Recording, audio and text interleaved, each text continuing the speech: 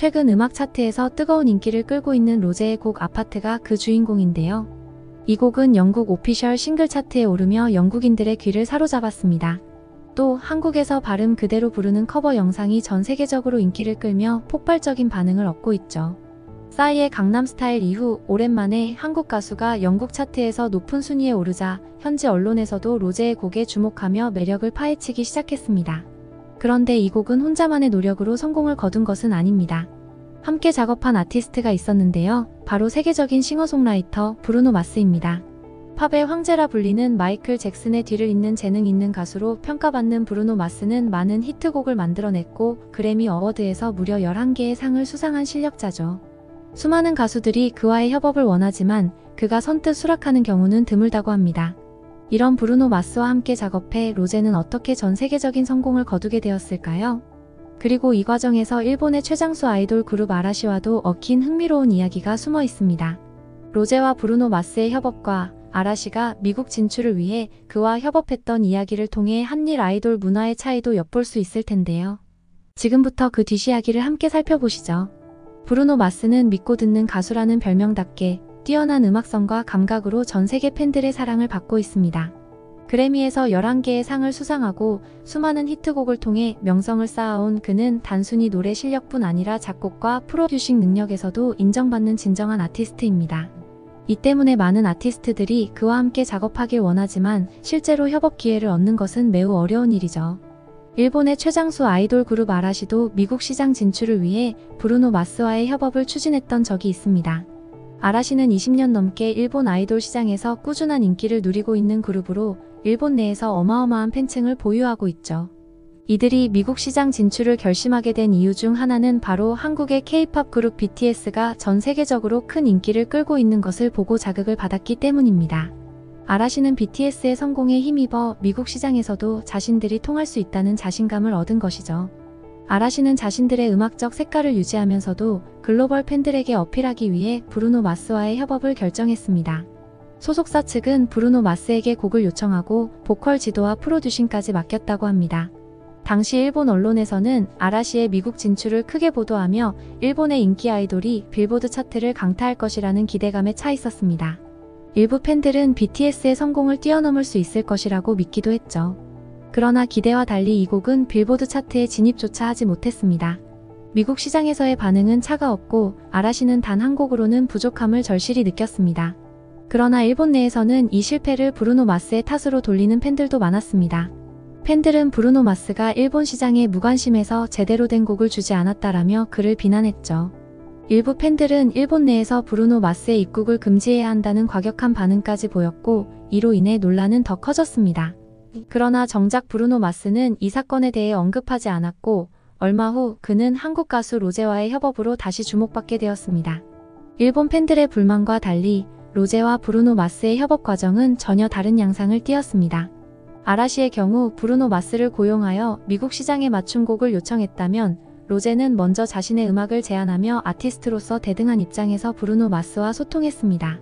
로제는 브루노 마스에게 자신의 곡 3곡을 보내며 진지하게 협업을 타진했고 브루노 마스는 그 곡들 중 아파트를 선택하며 협업을 수락했습니다. 로제와 브루노 마스는 단순히 곡을 만드는데 그치지 않고 서로의 음악적 색깔을 교류하면서 곡을 발전시켰습니다. 로제는 브루노 마스의 아이디어를 존중하면서도 자신의 음악적 색깔을 유지했고 브루노 마스는 이 과정에서 로제의 음악성을 인정하며 곡을 완성시켜 나갔습니다. 이 협업의 성공은 브루노 마스가 자발적으로 아파트의 뮤직비디오 감독을 맡아 제작에 참여하는 계기가 되었습니다. 그는 뮤직비디오에 태극기와 건배라는 한국어 표현을 삽입하는 등 한국적 요소를 자연스럽게 녹여냈습니다. 또한 곡이 순위에 오를 때마다 SNS에 감사의 메시지를 남기며 로제와의 협업을 자랑스러워했죠. 이런 태도는 일본 팬들 사이에서 브루노 마스가 일본을 차별했다는 이야기가 나오게 했지만 사실 이 차이는 아라시와 로제가 보여준 음악적 성숙도의 차이에서 비롯된 것이었습니다. 아라시의 곡은 발음부터 어려움을 겪었습니다. 일본어 발음을 강하게 남긴 채 영어 가사를 부르다 보니 미국 청중들이 듣기에 어색하게 들렸고 아라시의 발음은 AI로 인식했을 때 베트남어로 자동 인식될 정도였습니다. 반면 로제는 한국어 그대로 곡을 부르며 그 자체로 매력을 더했고 영어 부분도 미국 청중들에게 자연스럽게 전달되었습니다. 아라시의 곡은 멤버들 각각의 개성이 너무 강하게 드러났고 조화를 이루지 못한 채 각자 노래하는 듯한 인상을 주었습니다. 반면 로제는 브루노 마스와의 협업에서 완벽한 화음을 이루며 한 곡 안에서 자연스럽게 연결되는 느낌을 주었죠. 브루노 마스는 로제의 노래 실력과 음악적 감각을 높이 평가했기 때문에 협업 이후에도 아파트의 홍보에 나섰고 로제 역시 이를 통해 자신의 음악적 깊이를 더욱 넓힐 수 있었습니다. 로제와 브루노 마스의 협업은 한국 아이돌이 세계적 수준의 실력을 갖추고 있으며 단순히 트렌드가 아니라 높은 완성도를 갖춘 음악을 만들어내고 있음을 보여준 사례로 남았습니다. 결국 브루노 마스와의 협업에서 빛을 본 것은 로제였습니다. 일본 팬들 사이에서는 여전히 브루노 마스가 한국과 일본을 차별했다는 이야기가 나왔지만 실제로 이 차이는 한국 아이돌이 오랜 기간 쌓아온 음악적 실력과 끊임없는 노력이 있었기 때문입니다. 로제는 정확한 발음과 탁월한 보컬 실력으로 브루노 마스와 완벽한 호흡을 맞췄고 이는 곡이 전 세계적으로 사랑받게 되는 원동력이 되었습니다. 로제는 자신만의 스타일과 감성을 유지하면서도 브루노 마스와의 음악적 대화에 적극적으로 참여했고 두 사람은 이러한 음악적 교류를 통해 서로에게 새로운 영감을 주었습니다. 이는 단순한 요청에 그친 아라시와는 달리 진정한 음악적 협업을 보여주는 사례였습니다. 브루노 마스 역시 로제와의 협업을 매우 자랑스러워했고 곡이 차트에 오를 때마다 팬들에게 감사의 마음을 전했습니다. 그는 로제의 음악을 단순히 작업 대상으로 여긴 것이 아니라 진정한 음악적 동료로 대했고 이는 자연스레 로제의 곡을 더욱 빛나게 만들었습니다. 반면 일본의 일부 팬들은 브루노 마스가 일본에 제대로 된 곡을 주지 않았다는 불만을 여전히 품고 있었지만 실제로는 한국과 일본 아이돌이 쌓아온 실력과 문화의 차이에서 비롯된 결과였습니다. 한국의 K-팝 아이돌들은 연습생 시절부터 엄격한 훈련 과정을 거치며 음악적 완성도를 쌓아가고 그들이 글로벌 팬들에게 인정받을 수 있었던 이유는 이러한 끊임없는 노력과 실력에 기반한 것입니다. 한국의 아이돌들은 단지 스타성에만 집중하는 것이 아니라 음악적 성장을 추구하고 실력으로 증명하고자 합니다. 이 때문에 전 세계 팬들은 한국 아이돌의 음악에 대해 긍정적인 평가를 내리고 그들의 음악적 깊이에 매료되고 있는 것이죠. 사실 아파트는 공개 초기에는 다양한 반응을 얻었습니다. 멜로디와 후렴구가 다소 반복적이라는 이유로 몇몇 사람들은 곡의 음악성이 떨어진다고 평가하기도 했는데요. 하지만 이러한 반복성이 오히려 대중들에게 깊이 각인되는 요소로 작용하면서 사람들을 중독시키는 매력이 되었습니다. 아파트를 한번 들은 사람이라면 한동안 그 후렴구가 머릿속에서 맴돌게 되죠. 그러면서 그동안 로제의 솔로곡에 익숙하지 않던 팬들조차 자연스럽게 그의 음악에 빠져들었습니다. 여러분도 아시다시피 전 세계적으로 성공하기 위해서는 대중성을 어느 정도 가져야 하는데요. 아파트는 그 대중성을 완벽히 충족시킨 곡입니다. 미국의 유명한 평론가는 단순하지만 중독적인 멜로디로 누구나 쉽게 따라 부를 수 있는 포인트가 되는 곡이라며 극찬을 남겼습니다. 그리고 K-팝을 평소에는 거의 듣지 않는 중장년층마저 이번 곡에 흥미를 보이고 있죠. 특히 아파트는 로제의 음색이 돋보이는 곡입니다. 특유의 맑고도 개성 있는 목소리가 반복적인 멜로디에 맞물리면서 듣는 이들에게 특별한 감동을 주는데요. 로제의 음색이 주는 묘한 매력은 해외 팬들 사이에서도 화제가 되고 있습니다. 이번 곡은 K-팝이 전통적으로 타겟으로 삼았던 젊은 층을 넘어서 다양한 연령대의 관심을 받는 계기가 되었습니다. 특히 미국에서는 40대 이상의 중장년층마저 아파트의 중독성에 푹 빠졌다는 후기가 많습니다. 예전에는 K-팝을 자녀 세대의 음악으로만 생각했던 부모들이 이제는 자녀와 함께 아파트를 따라 부르며 K-팝에 대한 호감을 키우고 있죠. 한 미국 커뮤니티 사이트에는 자녀들이 듣는 이 노래를 계속해서 흥얼거리는 내 자신이 신기하다는 댓글이 달렸고 부모와 자녀가 함께 K-팝을 즐기면서 세대를 초월한 소통이 이뤄지고 있습니다. 단순히 젊은 층에 한정되었던 K-팝의 팬층이 이번 곡을 통해 더욱 다양해지고 있음을 보여주는데요. 대중적인 멜로디와 로제의 매력적인 목소리 덕분에 자연스럽게 전 연령층이 이 곡에 매료되고 있습니다. 아파트는 이제 단순히 K-팝을 넘어선 글로벌 대중음악의 경계를 허물고 있습니다. K-팝을 좋아하지 않았던 내가 이 곡 때문에 팬이 됐다는 댓글도 심심치 않게 보이면서 이번 곡이 글로벌 팬들을 어떻게 확장시켰는지 실감하게 됩니다. 이번 아파트의 성공은 단순히 팬들 사이에서만 화제가 되는 것이 아니라 해외 유명 평론가들과 음악 전문가들 사이에서도 화제입니다. 특히 미국의 유명한 컬럼니스트는 이 곡에 대해 로제는 K-팝의 매력을 잘 담아내는 아티스트라며 이번 곡이 가진 중독성과 감성에 대해 호평했습니다. 그는 아파트가 단순히 서양 시장을 겨냥한 곡이 아닌 한국적인 감성과 독특한 색채를 그대로 녹여내며 K-팝이 나아갈 방향을 제시하고 있다고 평가했죠. 또한 한 해외 평론가는 로제의 음악은 마치 시간 속으로 빠져드는 느낌을 준다고 말하며 그녀의 목소리가 가진 강한 매력을 높이 샀습니다. 전 세계의 많은 아티스트들이 로제의 노래는 항상 깊이가 있다며 감탄을 아끼지 않고 있는데요. 이러한 평가들은 단순히 인기 있는 곡을 넘어서서 예술적 가치까지 인정받고 있다는 것을 보여줍니다. 특히 미국 음악계에서는 이번 아파트의 성공이 K-팝이 대중성뿐만 아니라 음악적 깊이까지 겸비하고 있음을 다시 한번 증명하는 계기가 되었다며 앞으로도 로제의 행보를 기대하고 있습니다. 한편 로제의 아파트가 전 세계적으로 성공하면서 일부 불편한 반응도 나왔습니다. 대표적으로 같은 블랙핑크 멤버인 리사의 일부 팬들 사이에서 경쟁심과 질투심이 일어나면서 소수의 팬들이 아파트를 불매하려는 움직임을 보였습니다. 물론 이러한 갈등이 전체 팬들을 대변하는 것은 아니지만 이로 인해 태국과 미국 팬들 사이에서 댓글 싸움까지 일어나게 되었죠. 많은 팬들은 음악에 대한 불필요한 경쟁보다는 서로의 성공을 축하하고 응원하자는 목소리를 내고 있습니다. 실제로 여러 미국 팬들은 논란 속에서도 로제의 성공을 진심으로 축하하며 응원 메시지를 보내고 있고요. 이러한 논란 속에서도 여전히 수많은 해외 팬들이 이번 아파트에 열광하고 있다는 점은 정말 대단하다고 할 수 있습니다. 한편 일본 팬들 역시 로제의 아파트에 대해 뜨거운 반응을 보였습니다. 일부 일본 팬들은 로제의 음악이 새로운 차원의 K-팝을 보여준다고 칭찬하며 일본에서도 널리 알려지길 기대하고 있습니다. 이처럼 세계 여러 나라의 팬들이 로제의 음악에 대한 진심 어린 감정을 공유하면서 K-팝의 글로벌 위상이 점점 높아지고 있습니다. 로제의 아파트는 이제 싸이의 강남 스타일, BTS의 다이너마이트처럼 글로벌 K-팝 입문곡으로 자리 잡고 있습니다. 특히 싸이의 강남 스타일이 처음 전 세계 대중들에게 한국적인 재미와 리듬을 선사했고 BTS의 다이너마이트가 그 명성을 잇는 가교 역할을 했다면 로제의 아파트는 그 다음 세대의 K-팝을 대표하는 곡으로 손꼽힐 만큼 폭넓은 인기를 끌고 있습니다. 미국의 드라마, 광고에까지 사용될 예정이라는 소식이 전해지면서 아파트는 이제 단순한 히트곡을 넘어 하나의 문화 아이콘으로 자리 잡고 있습니다. 앞으로도 얼마나 더 많은 기록을 세우며 글로벌 팬들에게 영감을 줄 수 있을지 궁금해집니다.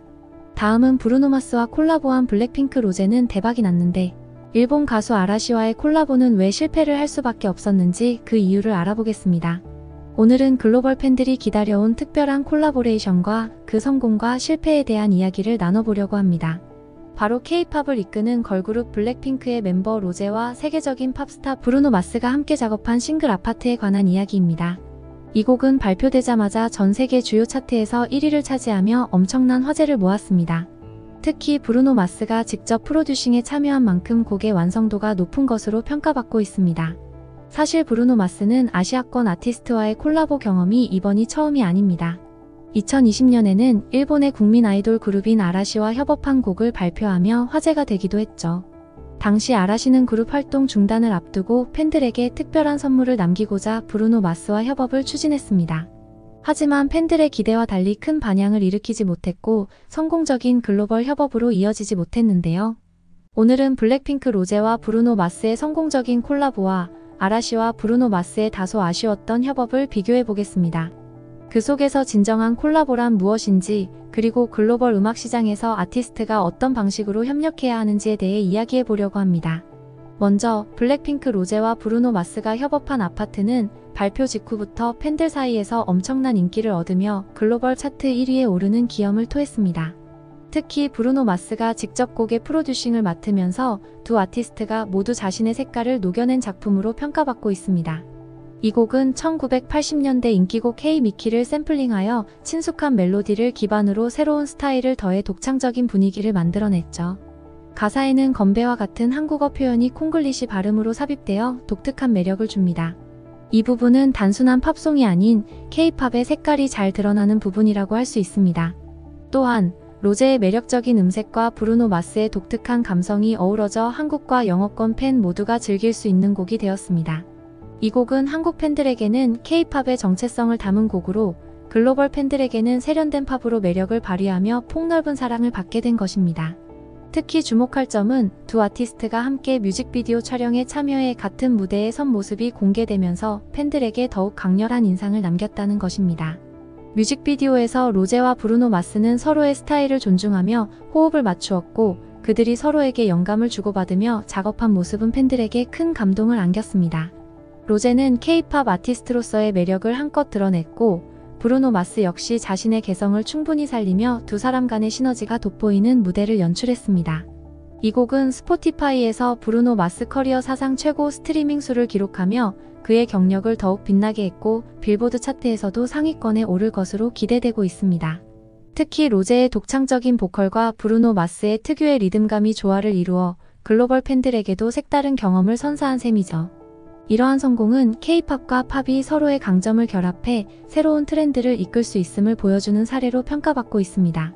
그렇다면 일본의 국민 아이돌 그룹 아라시와 브루노 마스의 콜라보는 어땠을까요? 2020년 9월 아라시는 브루노 마스가 프로듀싱한 영어곡 Never You Go를 발표했습니다. 이 곡은 팬들에게 그룹 활동 중단 전 남기는 특별한 선물이자 글로벌 진출을 위한 시도였죠. 브루노 마스가 직접 곡을 프로듀싱했지만 두 아티스트가 함께 노래를 부르거나 뮤직비디오에서 협업하는 모습은 공개되지 않았습니다. 당초 계획은 브루노 마스와 아라시가 LA에서 만나 함께 녹음하고 뮤직비디오를 촬영하는 것이었지만 코로나 팬데믹으로 인해 모든 계획이 무산되었습니다. 결국 아라시 멤버들은 원격으로 보컬 트레이닝과 영어 발음 교정을 받으며 곡을 녹음하게 되었고 이로 인해 두 아티스트가 긴밀하게 협업하는 느낌을 팬들에게 전달하지 못했습니다. 결과적으로 Never You Go는 팬들의 기대에 미치지 못한 반응을 얻었습니다. 일본 팬들 사이에서 큰 인기를 끌었으나 글로벌 팬들에게는 다소 평범한 팝송으로 비춰졌죠. 빌보드 글로벌 200 차트에서 51위, 글로벌 차트에서 17위를 기록했지만 메인 차트 진입에는 실패하며 아라시의 미국 시장 진출 계획이 차질을 빚었습니다. 팬들에게도 아라시와 브루노 마스가 함께 만든 특별한 곡이 아닌 아라시가 단순히 유명한 아티스트의 곡을 부른 느낌으로 다가왔던 것입니다. 이 곡의 가사에서는 언제나 달려가겠다는 아라시의 팬들에 대한 메시지를 엿볼 수 있었으나 브루노 마스가 아라시의 상황을 반영하여 특별히 만든 곡이라는 인상이 뚜렷하지 않았습니다. 이는 곡의 차트 성적에 직접적인 영향을 미쳤을 뿐 아니라 글로벌 진출을 목표로 삼았던 아라시의 전략의 한계를 드러내게 했습니다. 이번 로제와 브루노 마스의 아파트 콜라보레이션은 글로벌 음악 시장에서 성공적인 협업의 중요성을 다시 한번 보여줍니다.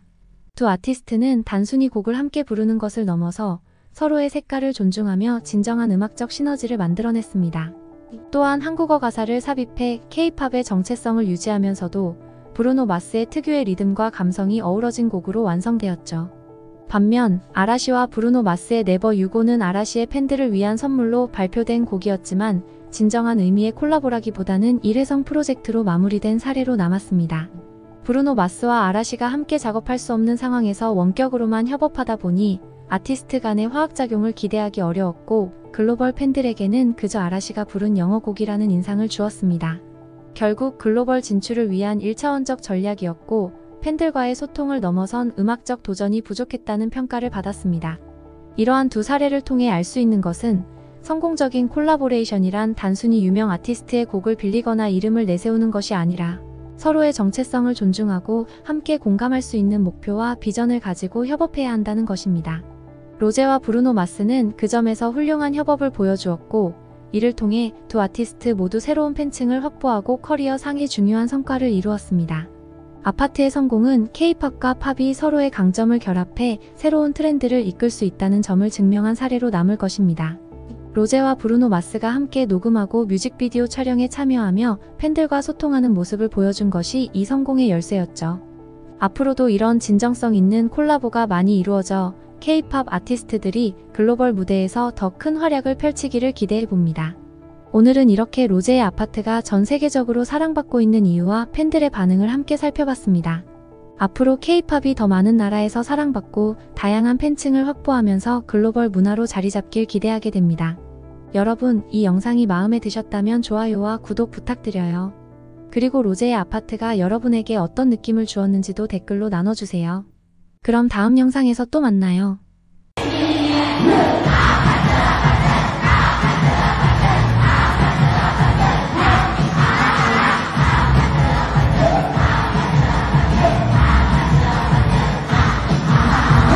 오늘은 조금 불편할 수도 있지만 꼭 짚고 넘어가야 할 이야기를 해보려고 합니다. 혹시 이런 말 들어보신 적 있으신가요? 한국의 성공은 그저 외형만 번지르르하다. 한국 사람들은 키도 작고 말랐다. 중국의 발전 속도를 따라가기 힘들다. 이런 고정관념을 굳게 믿고 있는 사람들이 생각보다 많습니다. 오늘의 주인공도 바로 그런 생각을 가지고 있었던 한 중국인입니다. 하지만 그 생각이 얼마나 틀렸는지, 그리고 그가 한국에 와서 충격을 받았던 이유는 바로 지금부터 시작됩니다. 그동안 믿어왔던 모든 편견이 무너진 순간들, 과연 한국에서 무슨 일이 벌어졌을까요? 한국을 무시했던 그녀가 한국에서 무엇을 보고 어떤 변화를 겪게 되었는지 끝까지 지켜봐 주세요. 오늘의 이야기, 편견을 깨부순 중국인 주인공의 한국 여행기, 지금 바로 시작합니다. 안녕하세요. 저는 리우 첸이라고 합니다. 중국 베이징에서 대형은행의 애널리스트로 일하고 있죠. 28살이고 어릴 때부터 베이징의 중심부에서 자랐습니다. 중국이 얼마나 빠르게 성장하고 발전했는지를 직접 목격하면서 자랐기 때문에 저는 자연스럽게 우리나라에 대한 자부심이 강했어요. 그리고 솔직히 말하면 주변 사람들 대부분이 다른 아시아 국가들, 특히 한국에 대해서는 부정적인 생각을 가지고 있었습니다. 제 주변 사람들은 항상 이렇게 말하곤 했죠. 한국의 성공은 그저 겉으로만 번지르르해. 그들의 경제는 언제 무너질지 몰라. 한국 사람들은 중국 사람들에 비해 외모도 뛰어나지 않고 키도 작고 마른 편이야. 저는 이런 말들이 너무 익숙했고 한국에 대해 제대로 알아볼 생각조차 하지 않았습니다. 오히려 한국을 얕잡아 보는 것이 당연한 듯 느껴졌죠. 그리고 주변 사람들도 모두 비슷한 생각을 가지고 있었기 때문에 한국에 대해 깊게 생각해 볼 필요조차 없었어요. 한국에 대한 부정적인 인식은 제가 중국에서 자라면서 자연스럽게 형성된 편견이었습니다. 한국이 발전하고 있다는 이야기조차 듣기 힘들었고 오히려 중국이 더 빠르게 성장하고 있다는 뉴스만 가득했죠. 그래서 한국에 대해 큰 관심을 가지지 않았던 것이 사실이에요. 그리고 제 동료들도 저와 비슷한 생각을 가지고 있었습니다. 한국은 경제적으로 중국에 한참 뒤처져 있다라는 말에 모두가 동의했고 그렇게 우리는 한국을 자연스럽게 무시했죠. 그런데 어느 날 제 절친한 친구인 린이 한국으로 출장 다녀온 후 완전히 다른 이야기를 들려주었습니다. 그는 저와 같은 생각을 가지고 있던 친구였기 때문에 한국에 다녀와서도 저와 같은 반응을 보일 줄 알았어요. 그런데 린이 저에게 한 첫마디는 제 예상과는 완전히 달랐습니다. 리우, 너 한국에 대해 잘못 생각하고 있어. 내가 직접 다녀와 보니까 정말 대단한 나라더라. 기술력이 놀랍고 경제도 튼튼해. 그리고 사람들도 아주 세련됐어. 저는 그 이야기를 듣고 처음에는 믿을 수 없었어요. 그동안 제가 들어왔던 이야기와는 너무나도 다른 이야기였거든요. 한국이 그렇게까지 발전했을 리가 없어라는 생각이 머릿속을 떠나지 않았습니다. 하지만 친구의 이야기가 계속해서 마음속에 걸렸습니다. 혹시 내가 그동안 듣고 믿어왔던 것들이 모두 잘못된 건 아닐까? 한국이 정말로 그렇게 발전된 나라인 걸까? 그래서 저는 결심했습니다. 직접 가서 확인해 보자고요. 한 나라에 대한 편견을 가지기 전에 직접 경험하는 것이 가장 확실한 방법이라고 생각했거든요. 저는 바로 한국행 비행기 티켓을 예약했습니다.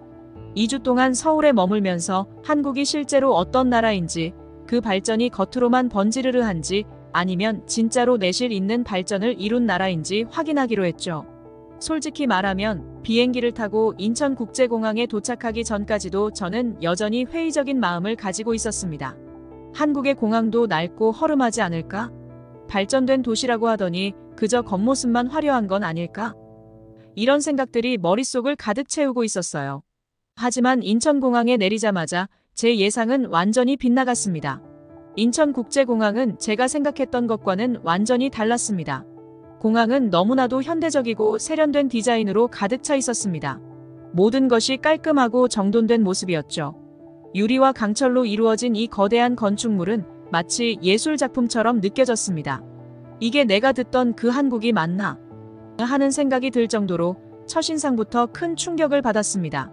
특히 인천공항의 내부 시스템도 정말 체계적이었어요. 입국 심사는 빠르고 매끄럽게 진행되었고 대기 시간도 거의 없었습니다. 중국의 대형 공항에서도 자주 볼 수 있는 긴 줄과 혼잡함은 전혀 찾아볼 수 없었죠. 저는 이런 점에서 벌써 한국의 효율적인 시스템에 놀라지 않을 수 없었습니다. 인천공항에서 서울 도심으로 가기 위해 공항철도를 탔는데 또 한 번 놀랐습니다. 기차는 너무나도 조용하고 쾌적했어요. 승객들은 질서 있게 앉아 있었고 기차 내부는 먼지 하나 없이 깨끗했습니다. 심지어 기차의 속도도 굉장히 빨라서 중국에서 타던 고속철도와는 또 다른 쾌적함이 느껴졌습니다. 창밖으로 보이는 서울 도심의 풍경은 말 그대로 압도적이었죠. 거대한 고층 빌딩들이 하늘을 찌를 듯이 솟아 있었고 도심의 구조는 질서정연하게 정리되어 있었습니다. 도심에 가까워질수록 저는 점점 더 혼란스러워졌습니다. 이게 정말 한국이라고? 제가 생각했던 그 한국이 맞는지 의심이 들기 시작했어요. 한국이 이렇게 발전한 나라인 줄은 정말 몰랐습니다. 서울역에 도착한 후 저는 택시를 타고 호텔로 향했습니다. 택시 기사님은 제가 한국어를 잘 못한다는 걸 알아채고 곧바로 영어로 대화를 시도했어요. 한국 사람들이 영어를 잘하지 못할 거라고 생각했는데 기사님은 제가 생각한 것보다 훨씬 더 능숙하게 영어를 구사하셨어요. 그 순간 저는 또 한 번 충격을 받았습니다. 한국은 외국어 능력도 뛰어난 사람들이 많다는 것을 새삼 깨닫게 되었죠. 호텔은 중간 가격대였기 때문에 큰 기대를 하지 않았지만 방은 너무나도 현대적이었고 창밖으로 보이는 서울의 멋진 스카이라인에 또 한 번 놀랐습니다. 그동안 제가 가지고 있던 한국에 대한 부정적인 생각은 점점 무너지고 있었어요. 하지만 저는 여전히 한국이 진정으로 발전한 나라인지 아니면 그저 외형만 번지르르한 나라인지 확신이 서지 않았습니다. 그래서 저는 서울에서 더 많은 것들을 직접 경험해 보기로 했습니다. 그날 저녁 저는 서울의 명동 거리를 걷기로 했습니다. 명동은 한국에서 가장 유명한 쇼핑 거리 중 하나라고 들었거든요. 한국의 경제와 문화를 좀 더 가까이에서 느낄 수 있을 것 같았어요.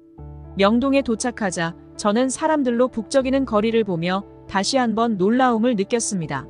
곳곳에서 들려오는 K-팝 음악과 세련된 상점들이 눈길을 사로잡았고 무엇보다 거리 곳곳에서 풍겨나오는 음식 냄새는 참을 수 없을 만큼 매력적이었어요. 그날 저는 생전 처음으로 한국의 대표적인 길거리 음식인 떡볶이를 먹어보았습니다. 매콤하면서도 달콤한 그 맛이 입안 가득 퍼지며 제 생각을 완전히 뒤집어 놓았습니다. 이게 바로 한국 음식인가? 한국 음식이 이렇게 맛있을 줄은 꿈에도 몰랐습니다. 그동안 제가 한국 음식에 대해 가지고 있던 부정적인 편견이 완전히 날아가 버렸죠. 그렇게 서울에서의 첫날을 마무리했지만 저는 여전히 한국의 경제와 기술을 직접 체험해보고 싶었습니다.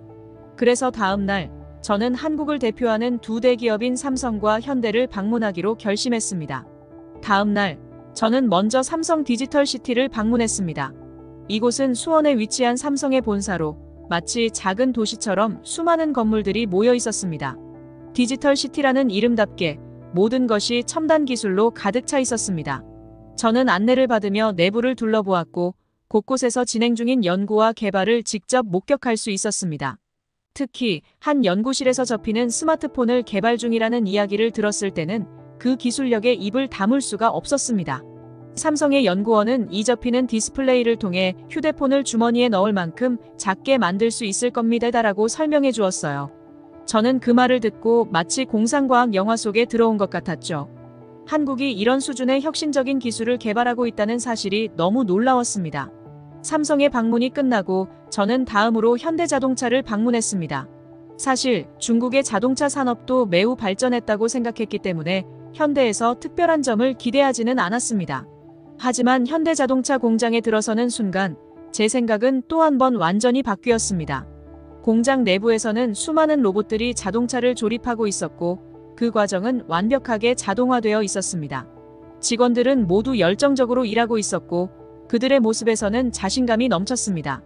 안내를 맡은 직원은 저에게 현대자동차는 자율주행차와 하늘을 나는 에어택시까지 개발 중입니다 라고 설명했습니다. 하늘을 나는 택시라니. 그건 마치 미래에서나 가능할 것 같은 이야기였어요. 이러한 경험들은 제가 한국에 대해 가지고 있던 생각을 완전히 바꾸어 놓았습니다. 한국이 중국보다 뒤처진 나라라는 인식이 얼마나 잘못된 것인지 깨닫게 되었죠. 한국은 단순히 외형적으로 발전한 나라가 아니라 기술력과 경제력에서도 세계를 선도하는 나라였습니다. 하지만 저의 한국에 대한 놀라움은 여기서 끝나지 않았습니다. 그날 저녁 저는 한국의 전통 한정식을 제대로 경험해보기 위해 유명한 한식당을 찾았습니다. 다양한 반찬들과 함께 푸짐한 식사를 즐기던 중 갑자기 문제가 생겼습니다.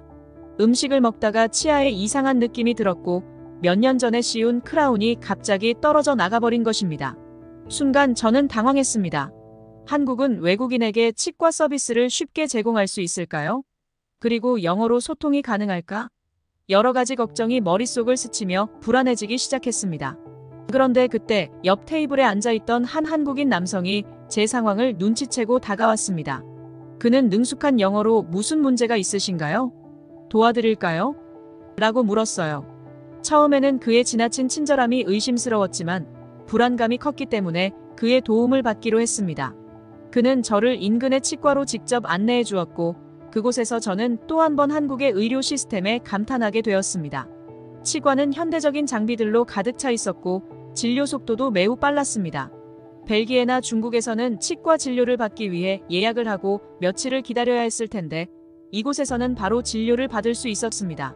또한 치과 의사도 영어로 능숙하게 소통할 수 있었고 문제가 무엇인지 빠르게 파악한 후 신속하게 치료를 진행했습니다. 그리고 진료비를 지불할 때 저는 또 한 번 충격을 받았습니다. 벨기에에서라면 엄청난 비용이 들었을 치료가 한국에서는 훨씬 저렴한 가격으로 해결되었거든요. 그 순간 저는 한국에 대한 모든 편견이 완전히 잘못되었음을 깨달았습니다. 한국은 그저 외형만 번지르르한 나라가 아니라 실질적으로도 세계를 선도하는 나라였습니다. 한국에서의 마지막 며칠 동안 저는 매일 새로운 경험을 했습니다. 한국의 기술력과 경제적 발전뿐만 아니라 한국 사람들이 얼마나 따뜻하고 친절한지도 직접 느꼈습니다. 특히 치과에서의 경험은 제가 한국에서 느낀 친절함의 정점을 보여주었습니다. 처음에는 낯선 사람의 지나친 친절이 오히려 불편하게 느껴졌지만 그 친절이 진정성에서 비롯된 것임을 깨닫게 되면서 감동받았습니다. 한국에서의 마지막 날, 저는 명동에서 쇼핑을 마친 후 호텔로 돌아가려 했습니다. 명동 거리는 활기가 넘쳤고 그곳의 사람들은 모두 즐겁게 쇼핑을 즐기고 있었습니다. 저 역시 한국의 문화를 직접 체험하면서 많은 것을 배웠습니다. 그런데 길을 찾던 중 문제가 발생했죠. 제가 한국 지리에 익숙하지 않아서 길을 헤매기 시작했고 가족 모두 피곤해지면서 점점 예민해졌습니다. 아이들은 빨리 호텔로 돌아가고 싶어 했고 남편도 지쳐가는 모습이었습니다. 그때 한 젊은 한국 남성이 다가와 우리를 도와주겠다고 나섰습니다. 그는 영어가 서툴렀지만 최선을 다해 우리가 가야 할 길을 설명해 주었고 그 덕분에 우리는 빠르게 호텔로 돌아올 수 있었습니다. 그의 친절에 저는 다시 한번 감동받았습니다. 그날 밤 호텔에서 잠들기 전 저는 이번 한국 여행을 돌아보며 많은 생각에 잠겼습니다. 한국에 대해 가지고 있던 모든 부정적인 인식이 완전히 뒤바뀌었고 이제는 한국이 저에게 특별한 의미로 다가왔습니다. 한국은 정말로 안전하고 사람들이 따뜻하며 생활 환경도 매우 편리한 나라였습니다. 마지막 아침 공항으로 가는 길에 저는 여행사 직원에게 감사의 메시지를 보냈습니다. 한국을 꼭 가보라고 설득해 주셔서 감사합니다. 덕분에 이 아름다운 나라를 경험할 수 있었어요. 저는 이제 한국을 다시 방문하고 싶다는 마음이 가득 차 있었습니다. 이번에는 서울뿐만 아니라 부산이나 여수 같은 다른 도시들도 꼭 가보고 싶다는 다짐을 했어요. 한국은 제가 그동안 생각했던 것보다 훨씬 더 발전된 나라였고 제가 경험한 모든 것들은 제 삶에 큰 교훈이 되었습니다. 우리는 우리가 가지고 있는 편견을 직접 경험해보기 전까지는 진실을 알 수 없습니다. 저도 그랬습니다. 한국을 경험해보니 제가 들었던 모든 부정적인 이야기가 얼마나 잘못되었는지 깨달았거든요. 그 다음 사연도 들어보겠습니다. 오늘은 여러분께 제가 직접 경험한 정말 놀라운 한국 여행 이야기를 들려드리려고 해요. 저는 리샤오라고 해요. 베이징 국제공항에서 9년 동안 승무원으로 근무했던 사람이죠. 사실 저는 승무원 생활 동안 여러 나라를 다녔지만 이상하게 한국만은 방문할 일이 없었어요. 그리고 솔직히 말하면 제 스스로도 한국에 대한 큰 기대가 없었기 때문에 한국을 가보지 않아도 괜찮다고 생각했죠. 이유가 뭐였냐고요? 어린 시절부터 저희 부모님은 한국에 대해 별로 좋지 않은 이야기를 많이 하셨어요.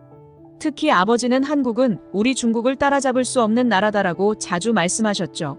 한국은 언제나 중국에게 손가락질을 하고 중국이 없으면 발전하지 못했을 거라고 주장했어요. 부모님의 이런 시각에서 저는 한국이 그저 중국에 기댄 나라라는 인식이 강하게 자리 잡았던 것 같아요. 이렇게 어렸을 때부터 들었던 이야기는 저의 세계관에 큰 영향을 미쳤어요. 한국에 대한 뉴스나 이야기를 접할 때도 별로 신경 쓰지 않았고 한국이 아무리 발전해봤자 중국보다 뒤떨어질 거야 라고 생각하며 한국을 무시하곤 했습니다. 그리고 솔직히 말하자면 그런 생각을 바꿀 기회조차 만들려고 하지 않았죠. 그런 상태로 수년이 흘렀습니다. 그러던 어느 날 코로나 팬데믹이 터지면서 저의 상황은 급격히 변화하기 시작했어요. 코로나로 인해 세계 각국의 관광객들이 중국 방문을 줄이면서 제가 일하던 베이징 국제공항의 경영 상태는 악화되었습니다. 결국 공항은 재정적인 문제를 해결하기 위해 대대적인 인원 감축을 시작하게 되었고, 저도 그 대상에 포함되어 회사를 떠나게 되었죠. 사실 일을 그만두게 되었을 때 한편으로는 조금 아쉬웠지만 그동안 너무 지쳐있던 저는 이제 쉬고 싶다는 생각이 들었어요. 9년 동안 매일같이 하늘을 오르내리며 느꼈던 피로가 한꺼번에 몰려오기도 했고요. 그렇게 직장을 그만두고 앞으로 무엇을 할지 고민하던 중 함께 일하던 동료들이 저에게 한번 여행을 떠나보자는 제안을 했어요. 그때 동료 중 한 명이 뜻밖에도 한국을 추천하더군요. 리샤오, 우리 한국에 가보는 건 어때? 라는 말을 들었을 때 저는 솔직히 너무 당황했습니다. 한국? 무슨 한국? 제가 그동안 무시했던 그 나라를 갑자기 여행지로 가자는 말에 저는 속으로 절대 안 가. 라고 생각했어요. 한국에는 도대체 볼만한 게 뭐가 있지? 라는 생각이 계속 머릿속을 맴돌았죠. 그러나 동료들은 끊임없이 저를 설득했어요. 너도 한번 직접 가봐. 직접 경험해보면 생각이 바뀔지도 몰라.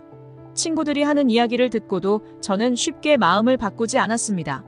한국에 대해 갖고 있는 부정적인 이미지가 너무 강했기 때문이죠. 그러나 계속해서 여행을 제안하는 친구들 덕분에 저는 결국 한번 가보자. 그래봤자 큰 기대는 하지 않지만 여행이니까 괜찮겠지라는 마음으로 한국행을 결심하게 되었어요. 사실 그때도 한국에 대해 뭔가 대단한 것을 기대하지 않았어요. 그저 다녀오면 그동안의 생각이 틀리지 않았다는 걸 확인할 수 있겠지라는 마음뿐이었죠. 드디어 한국으로 떠나는 비행기에 올랐을 때 저는 속으로 후회하고 있었어요. 왜 나는 이 결정을 했을까?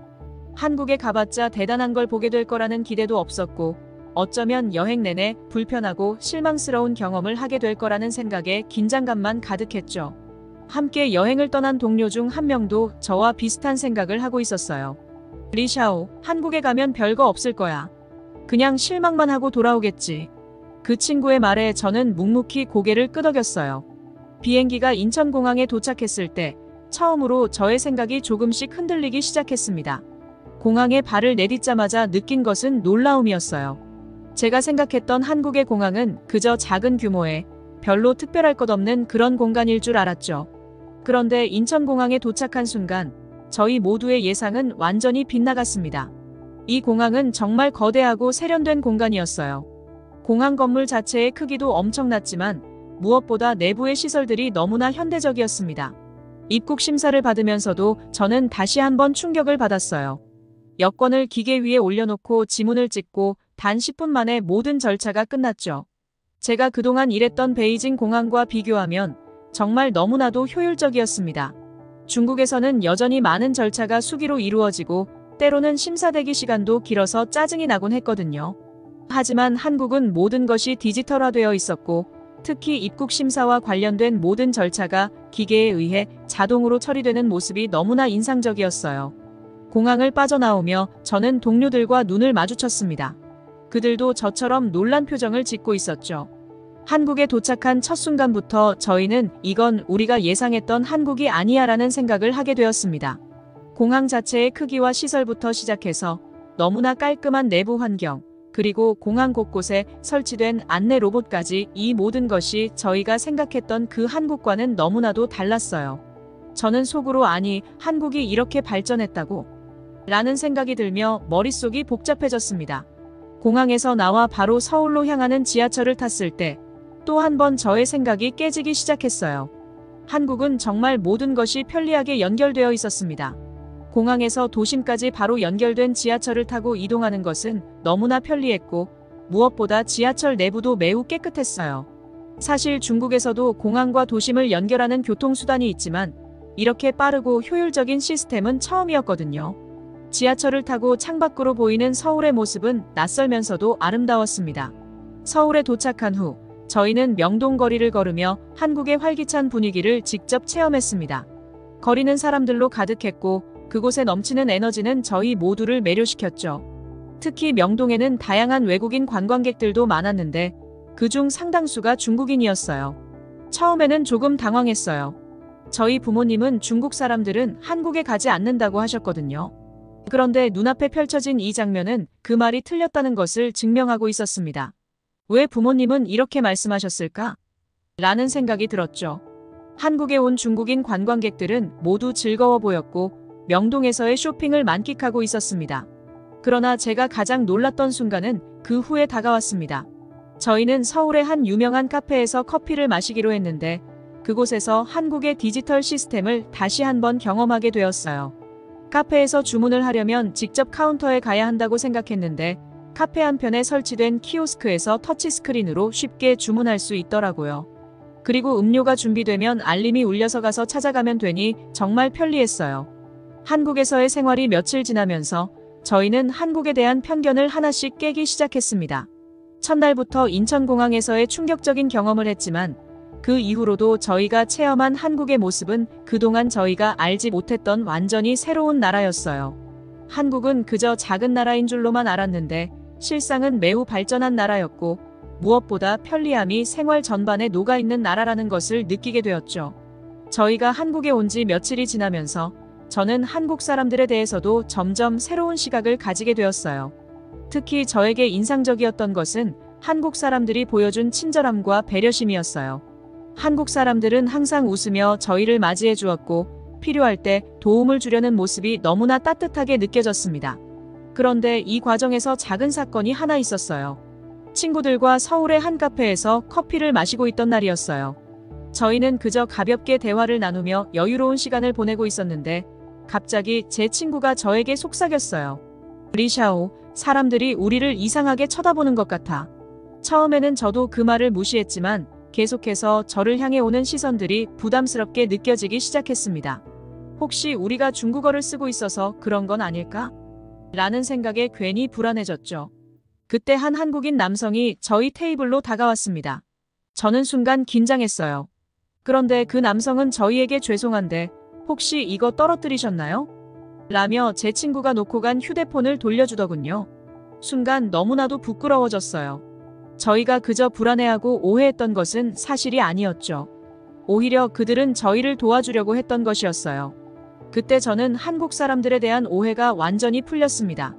그들은 정말 친절했고 저희에게 도움을 주려는 따뜻한 마음을 가진 사람들이었어요. 이 작은 사건을 계기로 저는 한국에 대한 인식이 더욱 크게 바뀌었습니다. 이제는 단순히 발전한 나라로서의 한국이 아니라 사람들이 따뜻하고 배려심 있는 나라라는 생각이 들었어요. 그동안 부모님께서 저에게 주입했던 모든 편견이 서서히 무너지고 저는 진정으로 한국이라는 나라에 대해 알아가고 있다는 생각이 들었죠. 한국에서의 마지막 며칠 동안 저희는 정말 많은 것을 경험했습니다. 한국은 그저 기술적으로만 발전한 나라가 아니었어요. 그곳에서 만난 사람들은 모두 따뜻했고 저희에게 많은 도움을 주려는 모습을 보였어요. 특히 한국의 시스템은 너무나 효율적이고 편리했으며 모든 것이 잘 정돈되어 있었습니다. 남산타워에서 본 서울의 야경은 그야말로 잊을 수 없는 순간이었어요. 서울의 도심이 한눈에 내려다 보였고 끝없이 펼쳐진 불빛들이 도시의 활기를 그대로 보여주고 있었죠. 그 순간 저는 한국이 그동안 제가 알지 못했던 너무나도 멋진 나라라는 생각이 들었어요. 단순히 경제적으로 발전한 나라가 아니라 사람들의 마음까지도 따뜻한 나라라는 것을 알게 되었죠. 비행기에 오르기 전 저는 이 모든 경험을 돌아보며 깊은 생각에 잠겼습니다. 한국이 이렇게나 멋진 나라였는데 왜 나는 그동안 이 나라를 무시했을까? 부모님께서 저에게 주입했던 모든 편견이 무너졌고 저는 이제 한국을 완전히 새로운 시각으로 보게 되었어요. 중국으로 돌아간 후 저는 부모님께 솔직하게 이야기했습니다. 한국이 얼마나 발전한 나라이고 사람들이 얼마나 따뜻한지 말이죠. 부모님은 처음에는 믿기 어려워하셨지만 제가 한국에서 찍어온 사진들과 영상을 보여드리며 설명하자 점차 마음을 열기 시작했어요. 그리고 저는 결심했죠. 다음에는 부모님을 한국으로 모시고 가서 그들이 직접 한국을 경험할 수 있도록 해야겠다고요. 이제는 한국이 저의 두 번째 고향 같은 느낌이 들어요. 다음에는 부산이나 제주도 같은 도시들도 꼭 가보고 싶어요. 한국은 그저 작고 발전이 더딘 나라가 아니었어요. 오히려 중국보다 훨씬 더 앞서 있는 점들이 많다는 것을 깨달았죠. 특히 기술과 시스템, 그리고 사람들의 마음가짐에서 말이에요. 이번 여행은 저에게 큰 변화를 가져다 주었어요. 한국을 알게 된 것은 그저 단순한 관광 이상의 의미를 지니게 되었죠. 여러분도 만약 한국에 대한 편견을 가지고 있다면 한번 직접 가서 경험해보세요. 직접 보고 느낀 것만이 진실을 알려줍니다. 요번에는 한국 남성의 외모에 대한 또 다른 사연입니다. 혹시 여러분도 한국 남성들이 얼마나 잘생겼다는 이야기를 들어본 적이 있나요? 전 세계적으로 잘생긴 아시아인 하면 바로 한국 남성이 떠오른다고 하는데요. 이는 단순히 외모만의 이야기가 아닙니다. 외모뿐만 아니라 한국 남성들이 가진 매력과 한국 사회에 깊이 있는 문화까지 함께 이야기해 보려고 합니다. 그럼 오늘 이야기의 주인공, 유럽에서 온 미셸의 한국 여행 이야기로 시작해 볼까요? 미셸은 유럽에서 태어나고 자란 평범한 직장인이었습니다. 하지만 그녀의 일상은 어느 날 완전히 바뀌게 되었어요. 이유는 바로 한국 드라마였죠. 우연히 접한 한국 드라마에서 주연을 맡은 남자 배우들의 외모와 매너, 그리고 드라마 속에서 그려지는 한국 사회에 완전히 매료된 것이었습니다. 처음에는 단순히 드라마니까 그렇겠지라고 생각했지만 시간이 갈수록 그녀의 마음속에는 한국은 어떤 나라일까? 라는 호기심이 점점 커져갔습니다. 그 호기심은 결국 행동으로 이어졌습니다. 어느 날 미셸은 직장 동료들과 점심을 먹던 중 자신이 생각하고 있던 것을 털어놓았죠. 나 한국에 가보고 싶어. 드라마에서 본 것처럼 정말 멋진 나라일까? 동료들은 처음엔 장난처럼 들었지만 미셸이 진심이라는 걸 깨닫자 모두 그녀의 결정을 응원해 주었습니다.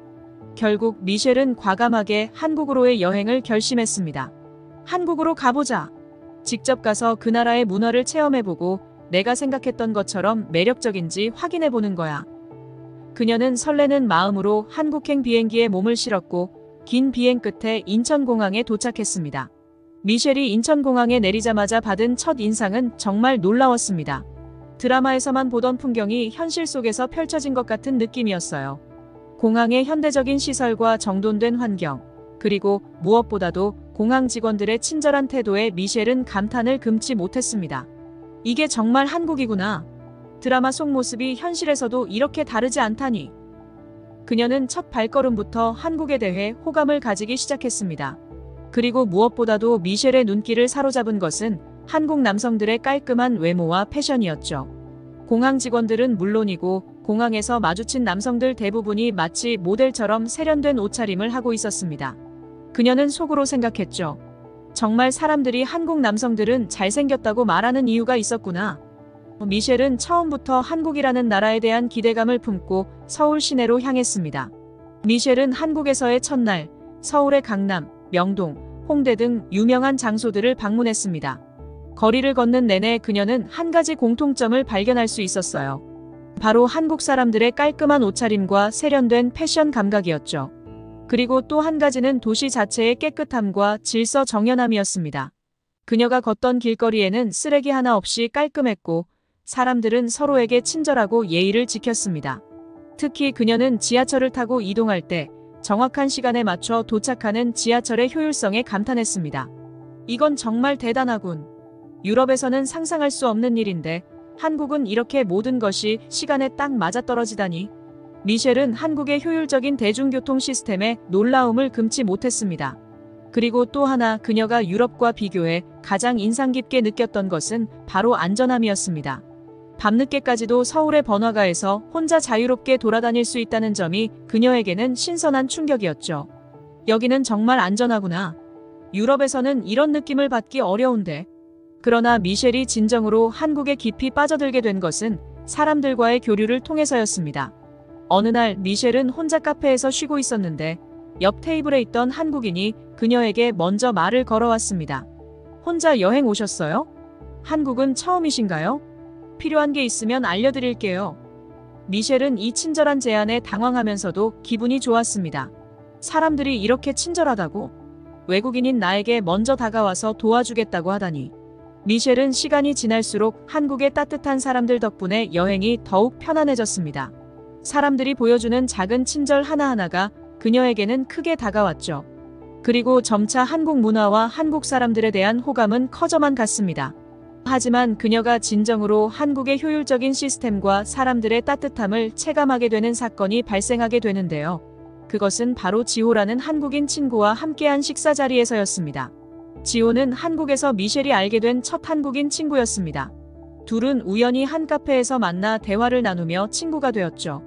어느 날 저녁 지호는 미셸에게 전통 한정식 레스토랑을 추천하며 함께 식사를 하자고 제안했습니다. 미셸, 한국 음식을 제대로 즐기려면 한정식을 먹어봐야 해. 여러 가지 반찬들이 한꺼번에 나와서 정말 다양하게 즐길 수 있거든. 미셸은 기대에 차서 지호와 함께 한정식 레스토랑으로 향했습니다. 식당에 도착하자마자 미셸은 또 한 번 놀라게 되었어요. 깔끔하게 차려진 테이블 위에 나란히 놓인 반찬들과 정갈한 분위기가 그녀를 압도했습니다. 음식들은 다채로웠고 미셸은 정말 맛있게 식사를 즐기기 시작했죠. 하지만 그 순간 예상치 못한 문제가 발생했습니다. 몇 달 전 유럽에서 임시로 붙여둔 치아 보철물이 갑자기 떨어진 것입니다. 미셸은 음식조차 제대로 먹을 수 없을 만큼 고통을 느꼈습니다. 지호, 나 큰일 났어. 치아 보철물이 떨어져서 음식을 먹을 수가 없어. 이렇게 되면 한국 여행을 제대로 즐길 수 없을 것 같아. 미셸은 당황하며 지호에게 말했습니다. 유럽에서는 치과 진료를 받으려면 몇 주 전에 예약을 해야 했고 비용도 상당했기 때문에 그녀는 어떻게 해야 할지 몰라 걱정이 앞섰습니다. 그러나 지호는 태연하게 웃으며 말했습니다. 미셸, 걱정하지 마. 여기선 지금 당장 치과에 갈 수 있어.